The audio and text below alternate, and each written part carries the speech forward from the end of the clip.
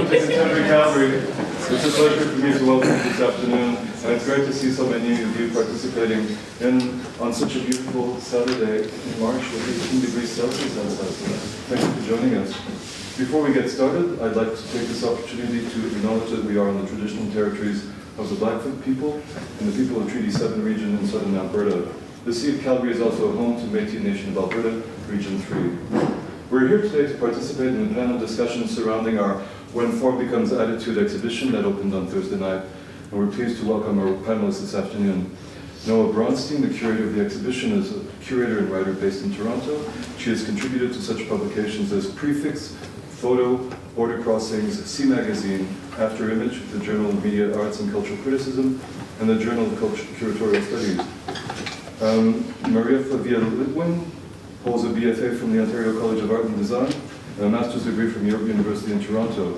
She's been featured in the Golden Mail, Capsula, and Poor But Sexy magazines, and most recently, Witness Photography won third runner-up in the Optic Nerve competition for Black Flash magazine. She's also been an artist in residence at the Banff Centre 4 times and has exhibited amongst others at York University, UQAM, London College, Casual Mulherron Contemporary Art Projects, Gallery 1313, Blue Gallery, Aurelia Museum of Art and History, and Modern Fuel in Kingston. So welcome. Potama Bouaben has an MFA in Studio Arts Photography from Concordia University, and an AOCAD from OCAD. Is that an associate of OCAD? Yes, thank you. His work has been exhibited in many galleries, including Centre A in Vancouver, Parisian Laundry Montreal, and ESP, Aaron's Projects Toronto. He has received many awards and grants from the Toronto Arts Council, Ontario Arts Council, and the Canada Council for the Arts. Upcoming shows include Vue Photo in Quebec City and the New Gallery in 2018. He currently holds a position in the photography department at OCAD University and York University. Babak Olkar spent most of his formative years in Tehran. Until 1996, he moved to Canada. He obtained a Master's of Fine Arts from the University of British Columbia in 2006 and has exhibited in venues internationally since graduating. The selected list of solo exhibitions and presentations include the Exchange Project, La Collection Imaginaire, in Seattle in 2016, Of Labor, of Dirt, Sazmanad in Tehran in 2014, Time to Let Go at the Vancouver Art Gallery, Offsite Vancouver, Canada, and Golkar, of course, works and resides in Vancouver. We also have in our midst this afternoon Mark Klinberg, in back row, who's the artist who's produced just to do a full round, who is here. His work, Not Over You, greets you as you enter the front door. It's also interesting so that we contextualize how this exhibition came about. We were approached by Noah, I think some time ago, with a proposal for this exhibition. And at the same time, we've received a proposal for an exhibition looking at the Centennial Architecture projects that, of course, includes the Centennial Planetarium, which we plan to occupy at some point in the future. And it felt like an appropriate moment to both reflect on architecture as monument, but also architecture in the setting of our own history institutionally with the work that's about to happen with the Centennial Planetarium. And the word on the street, folks, by the way, is that work is starting to, the building upgrades literally as we speak. The RFPs have gone out in the last few months. So we're looking at something like an 18-month scenario with 2019 as an occupation date for the temporary space. So it felt an appropriate moment for us as an institution to think about the spaces we're going to occupy, but also to think about architecture in this place in our own visual culture. Of course, the other project that we see downstairs with a hint of the arch of the old planetarium, and it says Happy Birthday Canada, reflecting on the fact that the Centennial Planetarium opened in 1967. We'll be piercing that door open also on the 4th of May when Mills joins us for the opening of that exhibition, as well as the Centennial Project Architecture. So I'd like to welcome you all to Calgary, and thank you for joining us this afternoon. Thank you.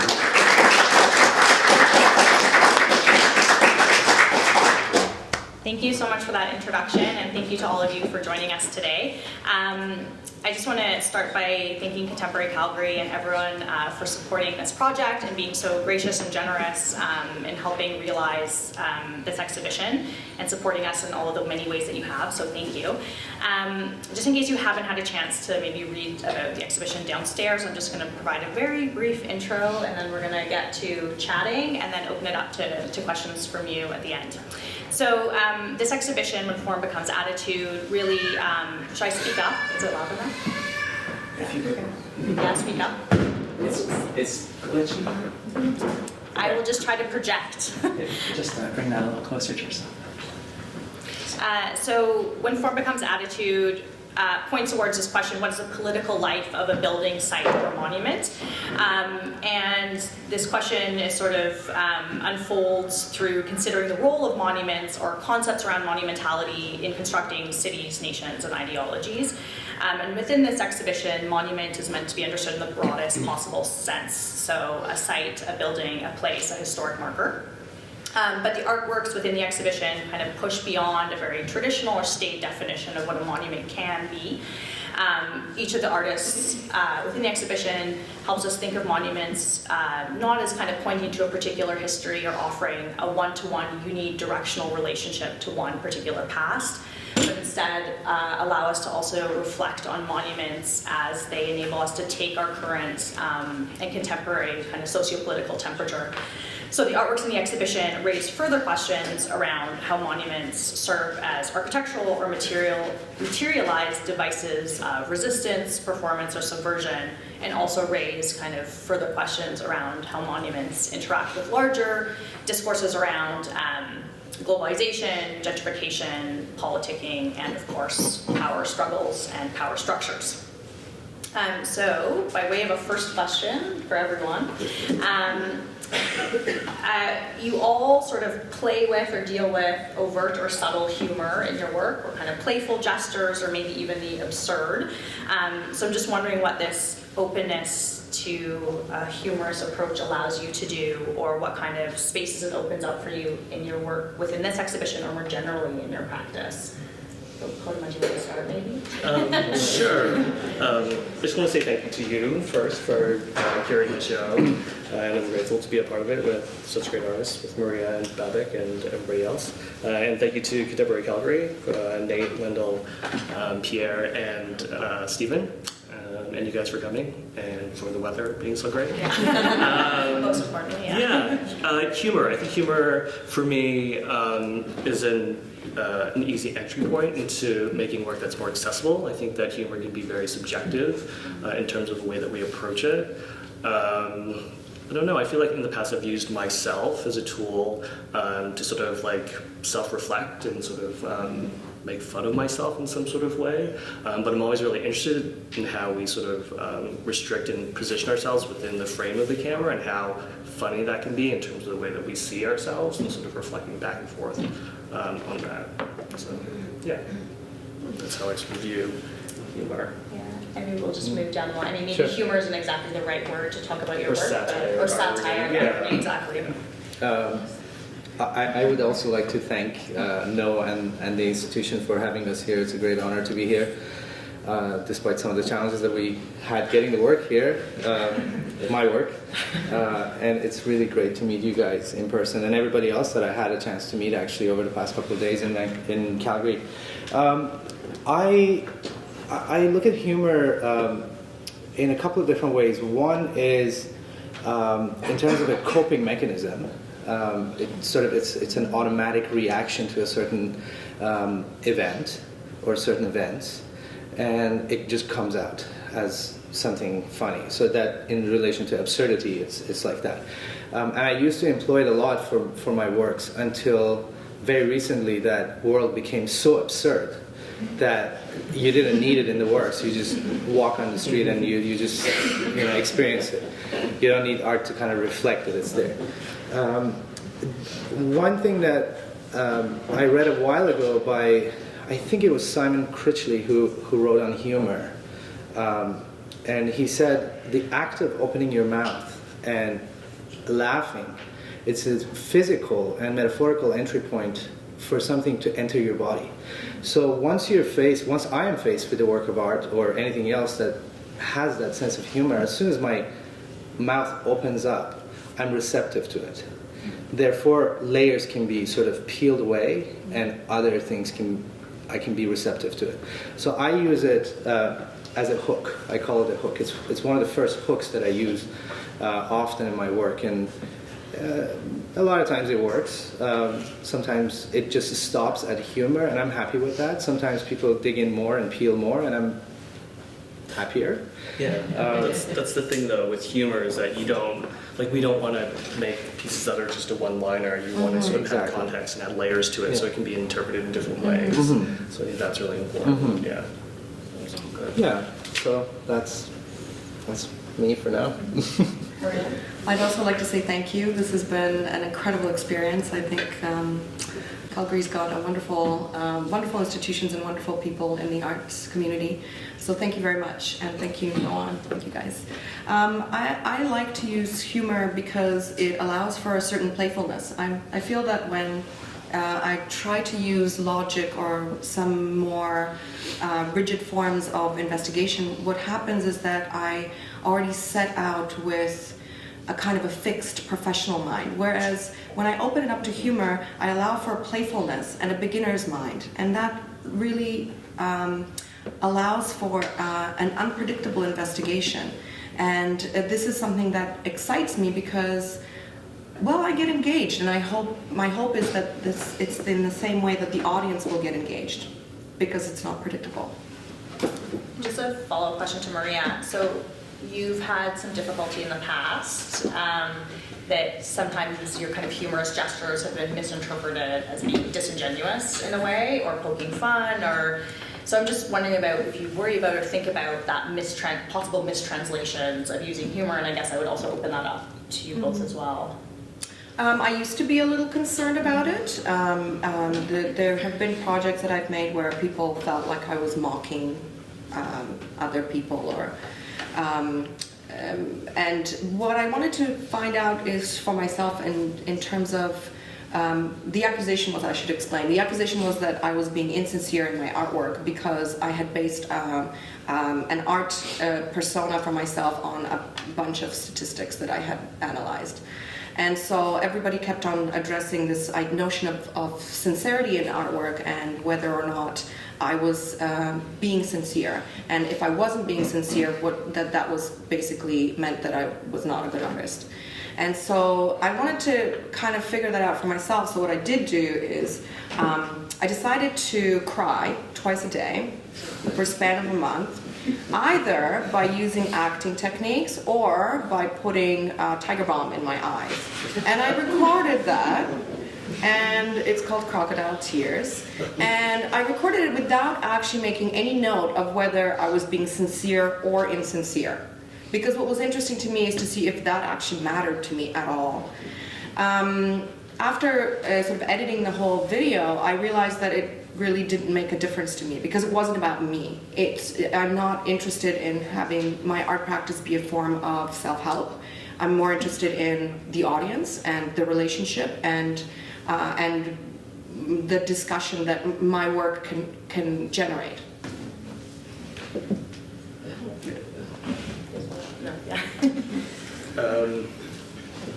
What was I going to say? Yeah, I was going to say something about I like to use stereotypes as a form of sort of communicating different ideas and thinking about how stereotypes are both good and bad in terms of creating that sort of ideology of like how cultures sort of come about. So it's a really sort of fine line when you don't want to offend anybody, but you also want to decontextualize what it is that stereotype is really all about, and it might be hard to sort of confront those ideas in a way. So I think that's important because it comes back to insincerity, if you're being sincere or not. And I think that as an artist, I think we're trying to be as sort of contextual as possible in terms of thinking about those ideas. So I'm going to ask sort of a series of very specific questions. So Kodama, I think one possible easy reading of your work, or too simplistic of a reading of your work might be that this is all about kind of otherness, the project that's within this exhibition, a kind of Eastern perspective of Western architecture then translated back to Western audiences. But you leave a lot of clues within your work and within your practice generally as to why your work is not simply about just othering. So can you just talk a bit about the kind of complicated and also very nuanced socio-political context that you're addressing in this series that's within this exhibition? Right.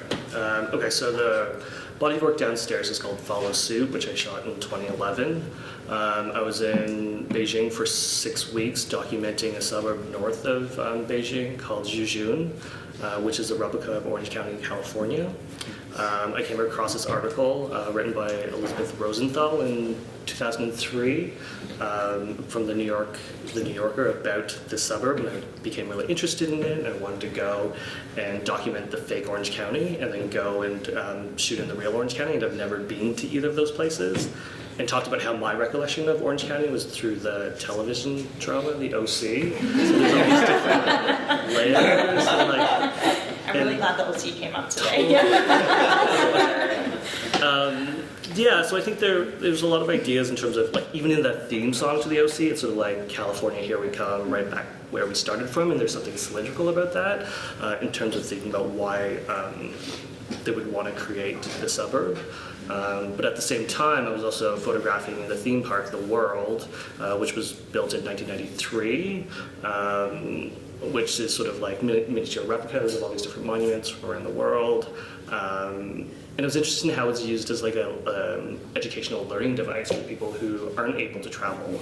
There's proliferation in China of new and old sort of coming together, and architecture being sort of torn down, and people working in rural areas moving to big cities and not having the means to travel. And like this was a place for them to imagine what other places would be like, and then talking about stereotypes. They're all stereotypes in terms of how these places should be or act or look like. And you can go and dress up in different costumes and sort of role play that you're there.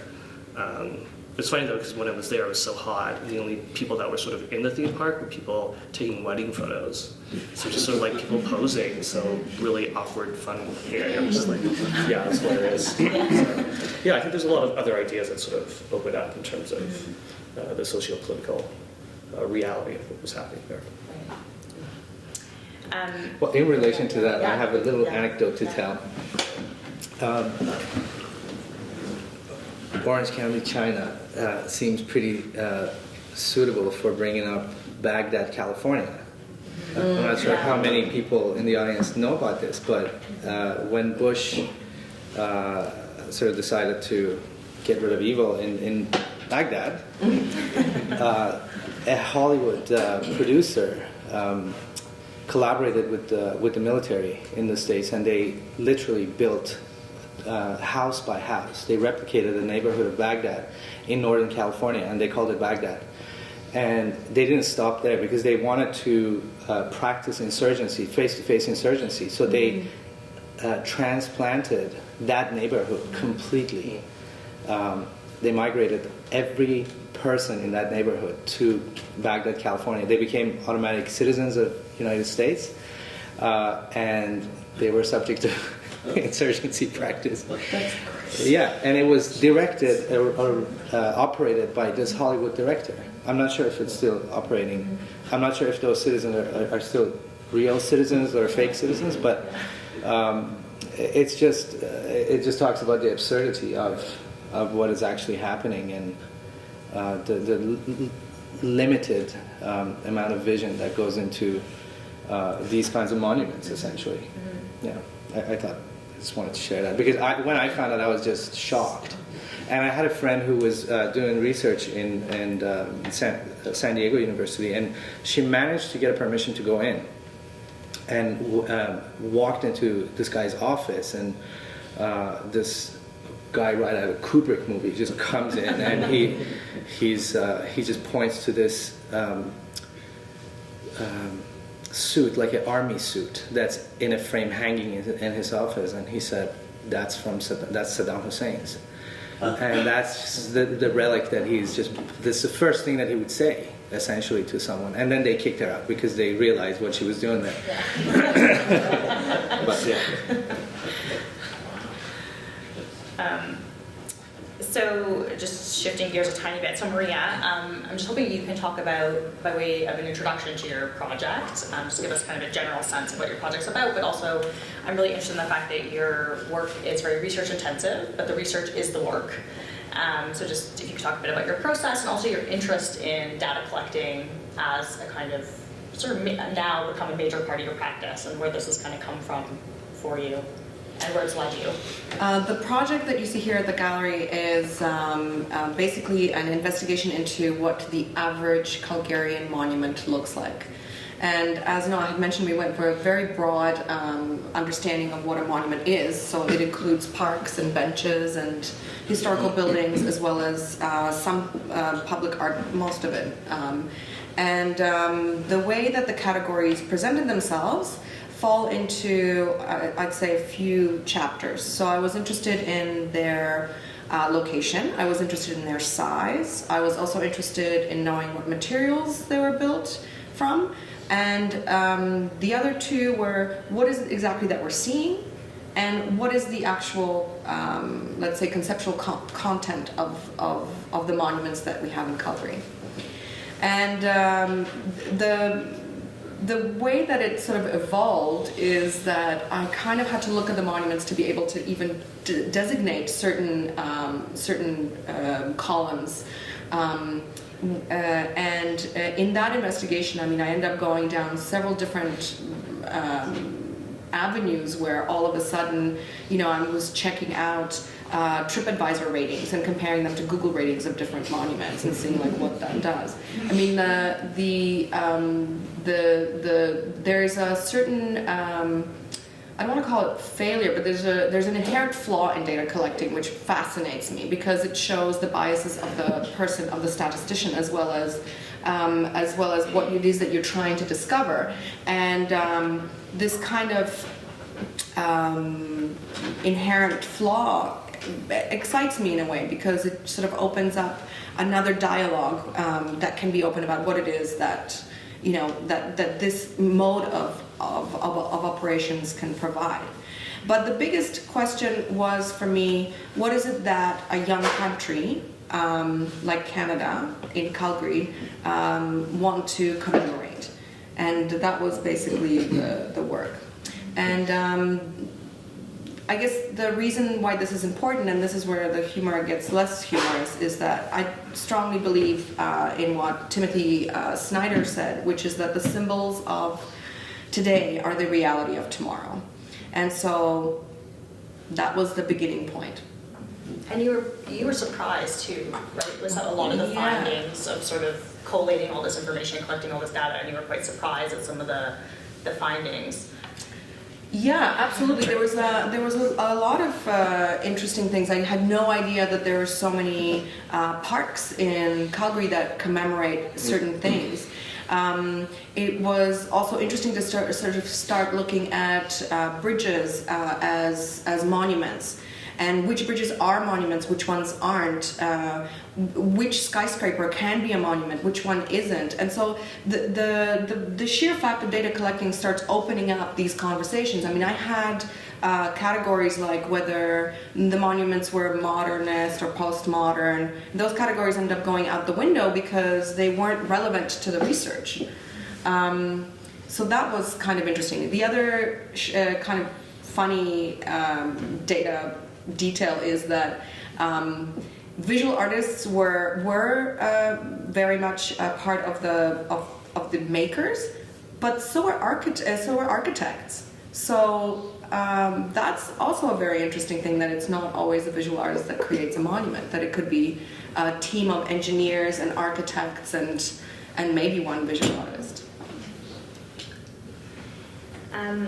So the back, I'm hoping that you can also just give a sort of brief overview into the work that's in this exhibition, sure. But also to talk about sort of one of the things that your work is addressing, which is the larger failure of modernism in Iraq specifically, but also in the Middle East, how this enters into this work and other projects as well. My interest has been architecture for a very long time. When I was in Iran, I had to kind of find my way out of the country by the way of going into university as opposed to going to the army. So I got into an engineering program, which all good Persian or Iranian kids do. I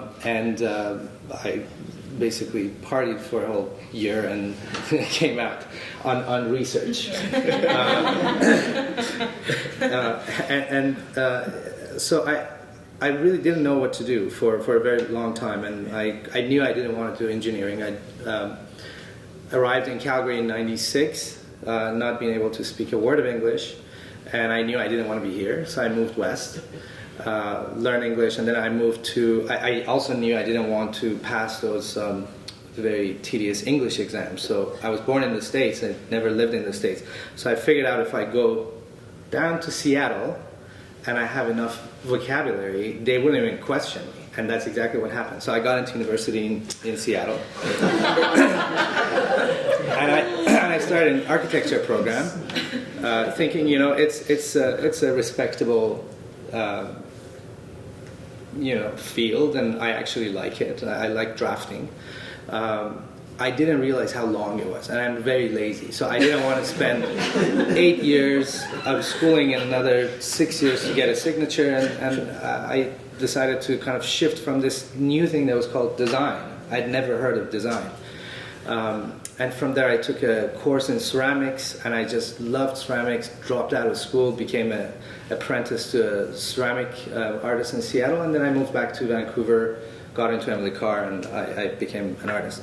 But the architecture part was always interesting, and it influences me to this day, whether I do performance, drawing, sculpture, installation, whatever. You can sort of trace it back to that interest in architecture. And it's not so much in terms of a building, but it's the psychology of space that I'm interested in relation to our body.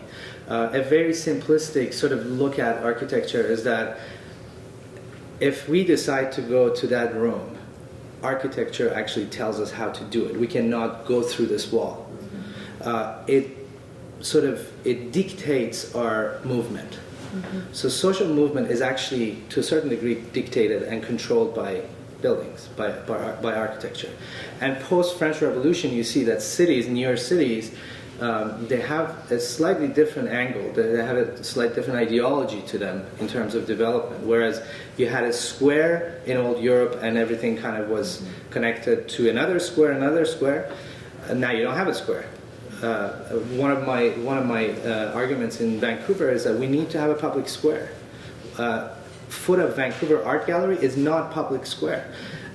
If you're celebrating whatever day, people gather at the foot of Vancouver Art Gallery. If you're, what is that weekday? 420. Is that 420? Yeah. Everybody's at the foot of the Vancouver Art Gallery. If there's protest on war, it's at the foot of the art gallery. It's kind of ironic that art gallery is the platform for protest and celebration and all that stuff. I think it's inappropriate. I think cities need to have a proper public square and public space. And we saw what happened in the Middle East with Tahrir Square, for example, or in Turkey with Taksim Square. These are, they're studied now as a huge platform for protest and shift. So the piece that you see downstairs is an extension of that interest in architecture, and very particular architecture, which was European modernism that I was looking at closely. One figure that keeps popping up is a Swiss architect by the name of Le Corbusier, and he was commissioned by King Faisal II of Iraq before he was assassinated in 1957, I believe, to propose the Olympic Stadium and Olympic Village with the hopes that Iraq would pitch for the Olympics, and because he's the celebrated architect, there would be a huge chance that they would get it. 7 years he spent on that until the day he died, and they went through 2 coups d'etats, and they still kept the project going, and 950 drawings he produced for it. But it wasn't just this Olympic stadium that he wanted to do. He wanted to rebuild Baghdad, or build Baghdad. He wasn't alone. Walter Gropius was commissioned for building the University of Baghdad. Again, these weren't just one building. There were 120 buildings that was part of that plan, and basically it was just a canvas that they wanted to make a European vision of what an empty canvas in desert should look like. Frank Lloyd Wright was commissioned to do the Opera House. Anyway, so there's a whole bunch of modernist architects who saw this opportunity and they were just drooling over it. And of course, it was a failure to begin with because not on their behalf, but on that king who didn't understand his own culture. And this mistranslation of cultural grounds for both of them. Not being ready for modernism is a major thing that we never talk about. We think everybody is ready to be modernized. Sure, maybe they are, but on their own terms. Iran is a great example because Tehran in particular was also rebuilt in the 60s and 70s by this Swiss firm called, the architect was Victor Gruen. And Gruen was known, he's the inventor of shopping malls. He's the first person who built a shopping mall and strip malls. And it has to be in increments. You have to kind of warm up a culture to certain things and actually take from it and see what modernism looks like in that particular context. So one of the kickbacks of what is happening, and it keeps happening, is that we want to modernize, there is resistance. First, they don't want to be modernized. If they do, they want to do it on their own terms. And these buildings keep failing. So this particular building that we see sort of miniatures of them downstairs, sections of them, was finally built by Saddam Hussein because he found Le Corbusier's plans in the city hall of Baghdad. And he built a sort of a bastardized version of it. And his son, Uday, who was notorious for having a very bad temperament, or to being temperamental, he was the head of the Olympic Committee as well as the Soccer Federation. So he would take these players in this modernist stadium and train them and send them off to international games. He told them before they would go that if you come back winners, I'll give you women, I'll give you cars and houses, villas, whatever you want. If you lose, don't come back. And of course, they will have to come back. They don't know what else to do in whatever city. So they would come back and he would take them there, torture them. And there are some accounts of locals saying that he would take some of the players up to the top, like the captain of the team, for example, and drop them from the last floor to the ground. And they won't die. That's the problem. They didn't die. They just became completely paralyzed. So this memory of this celebrated monument that Iraqis actually really wanted, because the Middle East is just notorious for loving football, soccer, and just this nightmare of events that were the complete opposite of what a modernist vision would have had. Le Corbusier thought of a modern man as a sportsman. It was equal to him. And this was just a perverse sort of event that took place. And I'm pretty sure that in shock and awe, which was the name of the first attack that Bush and Allied did, one of the first bombs were dropped in the middle of the stadium. So it was a huge hole in the middle, but nothing else was damaged because it's completely made out of concrete. So that's sort of the fate of that building. So what I did was I found his sketches and I traced them and scaled them down to the scale of the body and built them in these materials that look like sort of like retro furniture with those kind of mentalities of that time's technology and aesthetic, but also look like medieval torture devices. So I'll stop there. I'm rambling now. Oh, no. Thank you. So that's a good transition to a question for all of you, because all of you sort of deal with the conceptual space between reality and fantasy, or reality and the idealized of something or some moment. So what interests you or troubles you about this kind of space, or this tension between reality and fantasy, or reality and the idealized? I need a break. Yeah. Yeah, okay, so the tension between I think reality of your work too, and fantasy. it's hard to place your work in a way, like, in a way it reads as sort of like a diorama or a prop, but also has some clues that it's also documentary work in a sense. It's always like, for me with photography, it's like the illusionary space, or the space in between, that I'm really interested in.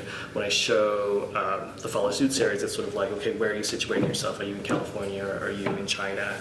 And it's sort of like you don't really know what you're looking at or where you are, and I think that for me, that goes back to thinking about the everyday as being really banal or surreal. My practice, I like this word, experimental ethnography, which goes back to like surrealism and George Bataille and the Documents magazine in between World War I and World War II, in terms of how images come together to form a different type of reality where, it was critiquing culture in terms of like different places, but when you put them side by side, the realities are sort of similar and different at the same time. So it's sort of like that's the visual language that I like to use in terms of thinking about how those elements can come together. And I think that, in this day and age, in terms of like reality and fantasy, we can get into that later, but it's all sort of like hard to distinguish between that political reality. Mm-hmm. Yeah. I think fantasy is great. It's the reality that's problematic. Thank you. I don't have too much to say about it in relation to these particular works. I mean, the idea of miniaturization is kind of related to that playfulness and fantasy, which I guess for me goes back to childhood. A lot of other works that I've done early on, I've sort of extruded patterns of Persian carpet into these sort of pseudo-modernist miniature buildings. And once they're on top of this tower in relation to our body, it's like a mini city. That a lot of us have had that kind of childhood experience of setting things up on a carpet, imagining it or fantasizing it as a big city with like cars and houses and things like that. But in relation to imagination and in relation to magic, I like that as sort of tangible material for me to use as an artist. But it could be also used as an entry point again, as sort of a hook. Mm-hmm. Yeah. I have to say that I think of I'm with you on that topic, because I do think that fantasy is like the kind of antechamber before my brain gets all logical on things, and it's in that antechamber that where magic happens precisely. And when it comes to a kind of a representation of that in the work, what you'll find is that the objects that were produced in the end are these abstracted three-dimensional graphs and pies, and they become kind of absurd in themselves. They become an object that all of a sudden no longer carries exactly that meaning from that spreadsheet. And so it opens up, again, a kind of mini monument in itself. They become those other things. And in that antechamber, the fantasy part of it, what I find happens is the works themselves start speaking back to me. And that is a very exciting place. I was just reading this morning that Zizek has given a lecture on applications of philosophy. I didn't get a chance to read it, but he is looking at Pokemon Go, as he usually does with like pop culture icons, as a perfect example of how fantasy and reality actually come together, and they become very real in terms of experience. You don't have to leave reality to go to fantasy. They can just be there all at once. I thought it's maybe somehow related, but I didn't get a chance to go into it. Yeah, that's interesting. I guess, it's increasingly arbitrary, maybe that distinction is the point, so just to go back to something you just said, Gautam, I'm just hoping you can talk a bit more about your relationship to photography as a kind of contemporary image maker, because you often reflect on the history of photography within your work, and maybe you could just talk about some other work as well, where you're sort of interested in reflecting on photography more reflexively. Yeah, I guess my love-hate relationship with photography is that it's a document, it's supposed to be stable, but I think that photographs are always moving. I think the image downstairs with the New York City skyline, it's pointing. Photographs are always pointing to another photograph or a memory that you have. When you look at that photograph, you put yourself into that position, that historical trauma of where you were when you found out that was happening. You know what I mean? It's sort of always pushing. In terms of my own practice, it's sort of like I'm interested in visual culture and thinking about doing research when I was working on the body of work downstairs about English gardens, Middle Eastern gardens. The point of contention when the individual is conscious of the fact that he's looking, that theme parks and gardens are manicured, very highly constructed, and benches are places where you're supposed to sit and reflect. But when you become conscious that something that is created for you to do that, it's sort of like, okay, why am I supposed to be looking at this? What is it that I'm supposed to be looking at in terms of nature and all those ideas? So I'm always interested in this idea of how places are imagined through photography, through old photo manuals. I'm really interested in the production of images and like documenting trade shows and lifestyles and thinking about how images sort of instruct how things should be or should not be. I just came across, I was reading Deborah Wang's thesis, and she had said something, and I'm not sure if you agree with that in terms of photography, but she says that photography is, I'll quote this, the imprisonment of the real as a photograph marks the exact moment as one that has been, and therefore a moment that cannot be again. As kind of a photograph being a monument of a sort.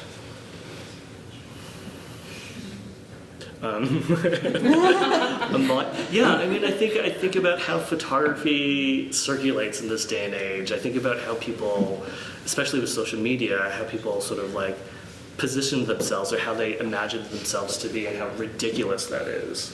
But it's sort of so important at the same time, where it's just sort of like that production that goes into how you are perceived to be is like total fantasy in reality. That's sort of those two things come together. But there's such importance in that quote that you were talking about in terms of like, that monumentality of the photograph and how I don't know, maybe it's so easy to take for granted, but it's sort of like in the digital space, photographs are moving, downloading, it's the invisible side that we don't see, but exists. Yeah. And then just No. I'm just continuing on the thinking sort of about medium specificity. So Maria, I already asked you this question, so I know the answer. I feel like I'm cheating, but do you often engage with what has historically been, at least in a Canadian context, considered craft, especially sort of acceptable feminine pastimes? So sewing or knitting or mending, cooking, these sort of practices and labors often enter into your work. And I'm just wondering if you're using them kind of consciously as a kind of repurposing or reclaiming of these practices, because I know that your work often deals with feminism in various capacities. Or am I just adding meaning to something? I try to use the medium that is appropriate for the work. Mm-hmm. So it would clearly be inappropriate to do the average Calgary monument as, let's say, a knitted piece, because that wouldn't be a strategy I would take. There are times where I have used embroidery as a very direct statement where it relates to my understanding of feminism, or where I position myself. One piece that comes to mind was called "It Was No Trouble at All," and it's this very labor-intensive, large hand embroidered tablecloth, and on the border it just has this very passive-aggressive kind of "It was no trouble at all," which was clearly a lot of trouble. And I made that piece because I was thinking exactly about how I'm Polish, so this is a sentence you'll hear a lot, and you'll hear it, and whenever any woman in the family says "it was no trouble at all," they just spent hours doing it. And it's a way of creating also kind of a power dynamic within the household, by using this kind of answer to almost like an Eastern European machismo with this like self-sacrificing marianismo. Now these are terms I came across in South America, so in that particular case, yes, I use it for that particular purpose in that particular work. But I wouldn't say that every time that I use yarn, for example, that I relate to handicrafts. When I work with paper cutouts, I try to tap into a folkloric tradition and not necessarily a women's tradition. Thank you.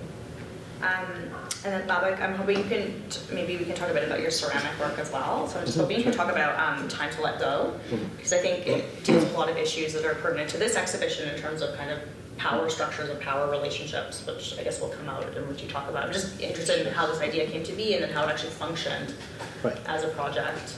Right. It started as an invitation from the West Vancouver Museum to do an exhibition for them, and I'd been inspired by this American artist. Everybody else calls him a ceramic artist, which I think he's one of the most significant American artists of late 1800s, and completely under the radar. Everybody thought he was crazy. He self-proclaimed himself as the Mad Potter of Biloxi. He used to live in Biloxi, Mississippi. His name is George Orr.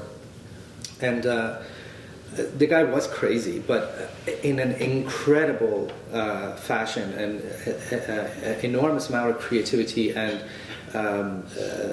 in a very liberating way. Ceramics is one of those medium that is coming from a very heavy tradition from across the world, and you're either following that or you're just fooling around.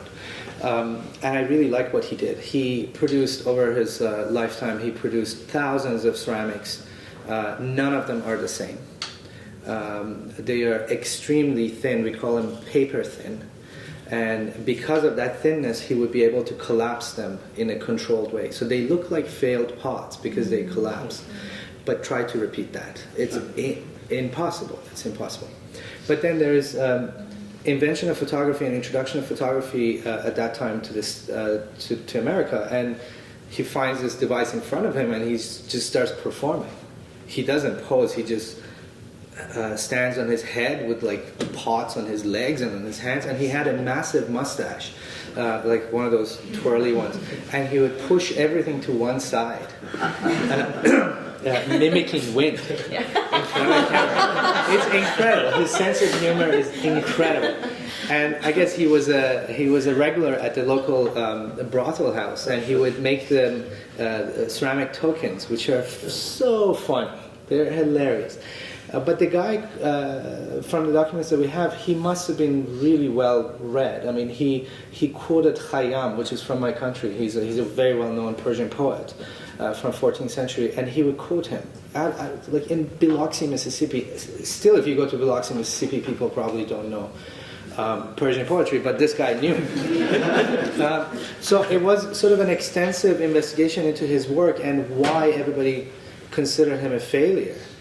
And is failure one-way or two-way relationship? Is it a dialectical relationship, or is it just a decision that is made by a set of circumstances and set of parameters that are essentially human-made?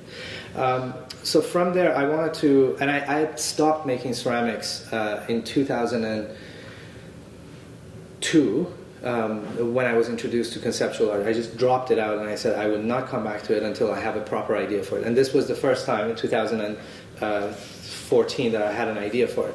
So I was going through some changes in life as well personally. I was expecting a kid, and a lot of things were shifting. So I thought I would want to scream. And I want to scream publicly. But I don't want to be labeled as crazy. So I decided to make screen pots.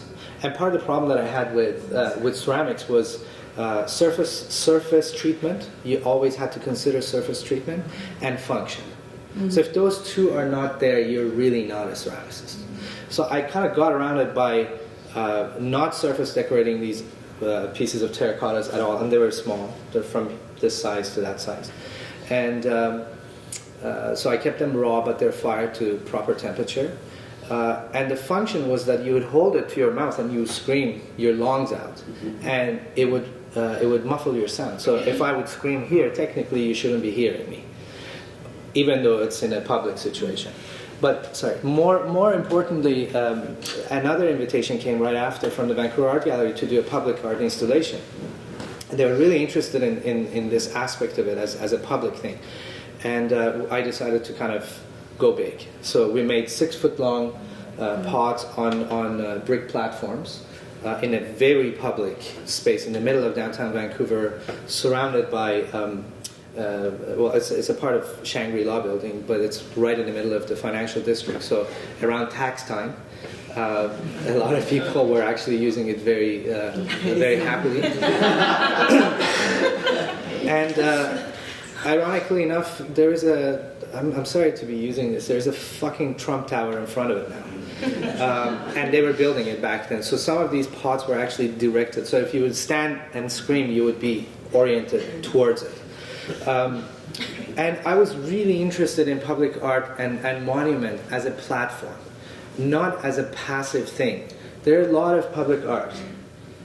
There are a lot of public objects that are passed as public art, and they're extremely passive. It's like you go to, I don't know, a lounge and there is a painting on the wall. It's kind of, you know, you're kind of passing by it. It's very passive. You're not directly engaged with it. Your body is not directly engaged with it. Maybe that's not a good example. But I'm interested in activity and activeness of an art object, or the excuse that an art object can be used to engage the body. And it was very interesting because once you put your mouth, and these were your whole head would be into this pod. And the funny thing was that when you screamed, you would hear a huge resonance, and nobody else would hear you.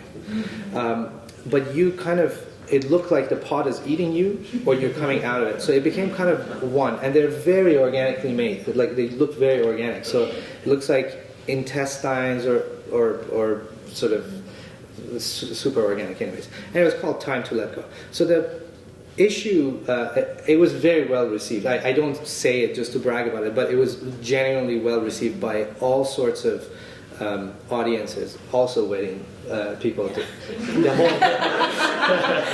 The whole city council stood behind, in front of it and took a photo with it. There were all these wedding photos that were uploaded. But the interesting thing came when there was another invitation from Iran. Iran was going through some sort of kind of introduction of contemporary art, and there was this new place opening up, and they asked me to do something, and I said, I want to do these pieces, but I don't want to ship all of them, so let's make them in Iran. So we made them in Iran, and in this format, in sort of a public presentation, there were questions which were extremely directed towards making these works political. And I don't care if the work is political. I would say if it's political, if I meant it to be political, I have no shame. I would say this is political. But for me, it's not something that I'm interested in terms of using art for that particular subject in a direct way. And they kept asking, but you're in Iran, you're an Iranian who've been out of the country for 20 years, you're coming back here giving us these pots. And they're made in Iran. I'm like, well, they were made first in West Vancouver. The word politics doesn't even, get used in West Vancouver that much. You talk about hip replacement more. Seriously, I am from the neighborhood. I know it very well, and so that was the invitation. But I was going through something personal. I was becoming a father. My wife was becoming a mother. She was going through a lot of changes. Somebody was getting a divorce. Somebody's frustrated with their work. Somebody's frustrated with their politics. Sure, whatever. It doesn't say, oh, this pot is for politics. This pot is for hormonal change. The basic instinctive act of screaming was the point of it. And what I liked about these works is that whatever you bring into it, that's exactly what it gives back to you. So in terms of monument and public art, I'm very much interested in providing those platforms for whoever to kind of move the culture. If it's static, then there is no culture for me. If it's shifting constantly, then culture is happening. So.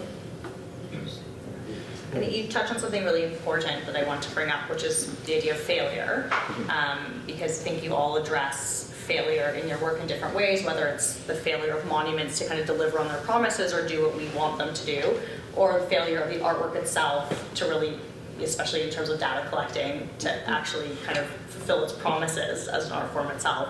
So can you just maybe touch on what interests you or frustrates you about failure, or how it enters in other parts of your practice, either just as an artist or within the artwork itself?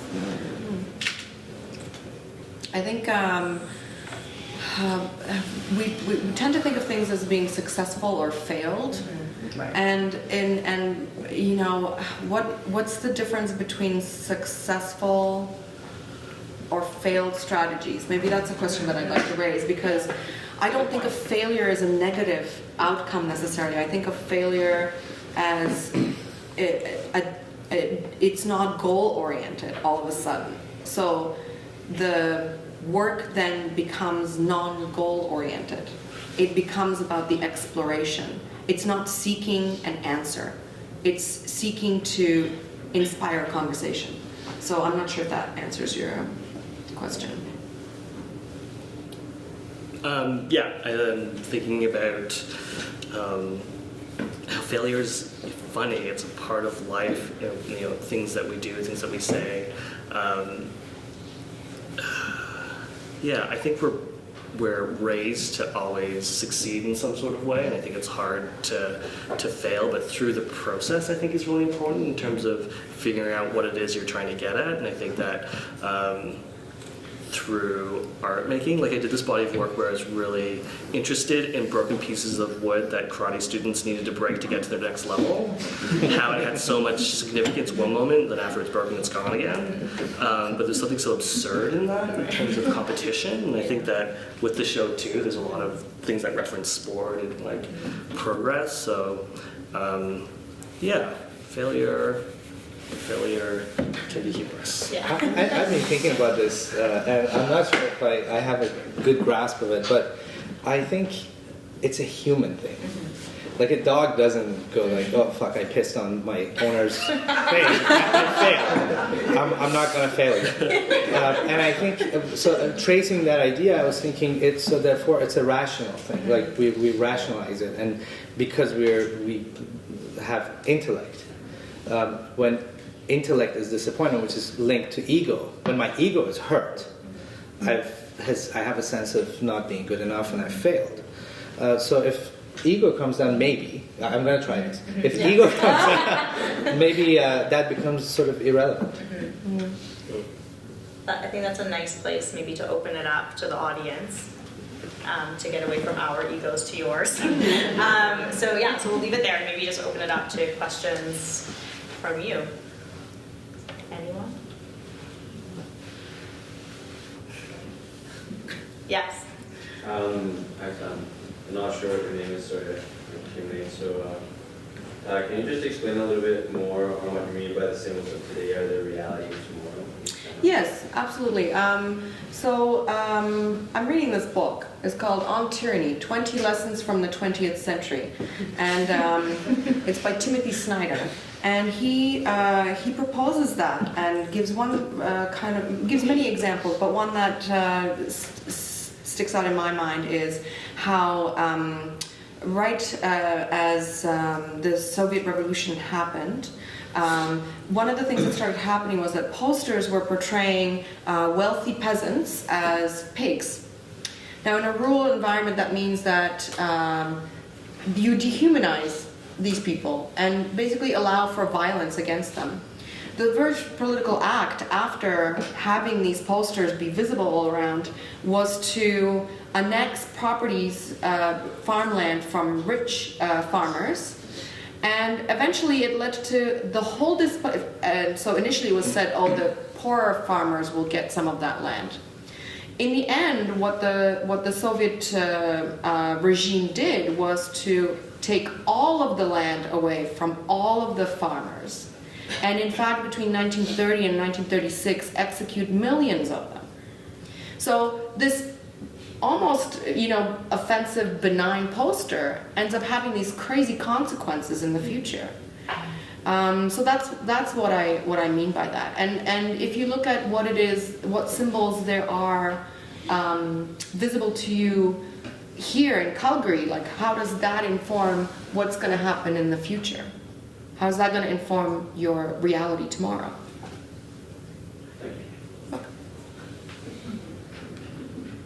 Any other questions?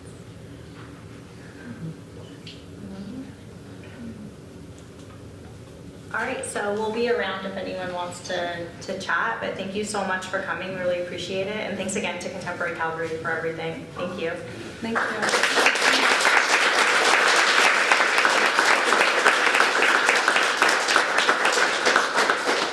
I'd like to thank our panel as well, but I'd also like to remind you, pick up this little card that we have at the front desk, because we have a whole suite of public programs that are tied to this suite of exhibitions. For example, we're starting a program for kids on Sundays. We also have a late night launch on this, the 13th of April with Fritzland Metropolis, which will be in our new media lounge downstairs. We have an automatic writing workshop with Mark Klintberg on the 22nd of April, a curator's tour of this exhibition and National Identity, Architecture and National Identity with Marco Polo and Colin Ripley on the 4th of May.